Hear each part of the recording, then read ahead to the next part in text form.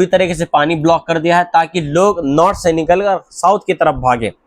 और इसी वजह से अब फैमाइन आ चुका है गजा के अंदर।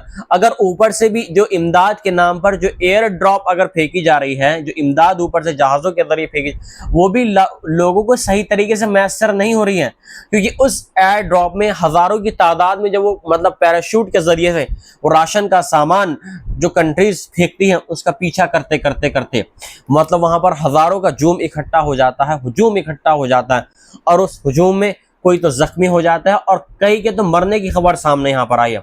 और क्या मिलता है, एक पूरा पैकेट राशन का सामान तैयार कर दिया, जो एक मतलब ये है कि एक फैमिली के लिए होता है। उसमें आटा, दाल, चावल, बिस्किट, मतलब जो जरूरत की चीजें।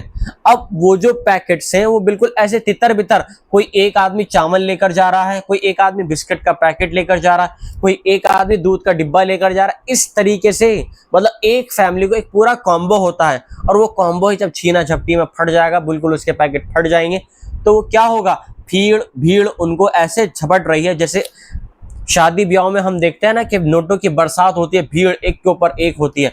वही हालत गजा के अंदर हो रही है, जो एयर ड्रॉप फेंकी जा रही है। लिहाजा UNRWA भी बराबर वार्निंग दे रहे हैं जो कंट्रीज एयर ड्रॉप फेंक रही हैं कि ये जो एयर ड्रॉप आप गजा के अंदर फेंक रहे हैं ये बहुत ज़्यादा कॉस्टली है। और मतलब यह है कि ये बिल्कुल भी मतलब यह है कि इससे कोई भी गजा के लोगों को ज़्यादा फायदा नहीं पहुंच रहा है सिवाय नुकसान के। अराजकता बहुत ज़्यादा फैल चुकी है, आपस में लोग लड़ाई झगड़ा कर रहे हैं ताकि वो एक दूसरे के प्यासे हो गए हैं। नफ्सा नफ्सी का आलम हो गया है गजा के अंदर, क्योंकि भूख से लोग तड़प तड़प कर मर रहे हैं। कोई ये चाहता है कि मैं अपनी बेटी को बचा लूं, कोई ये चाहता है मैं अपने बच्चे को बचा लूं, कोई ये चाहता है मैं अपने पति को बचा लूं, कोई ये चाहती है कि मैं अपनी लड़की को बचा लूं। गजा के अंदर यही हालात चल रहे हैं। कोई ये चाहता है मेरी पूरी फैमिली को खाना मिल जाए।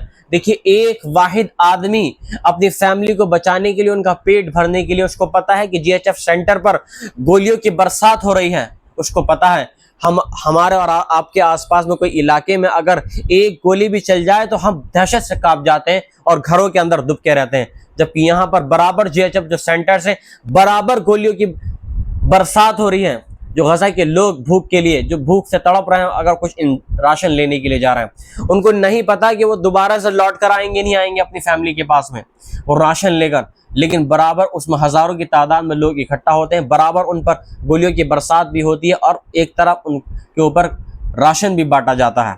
ये हैं आज के गजा के हालात जो मैंने आज इस रिपोर्ट में मैंने आपसे बयां किए। मिलता हूं मैं आपसे एक नई रिपोर्ट के साथ में। जय हिंद।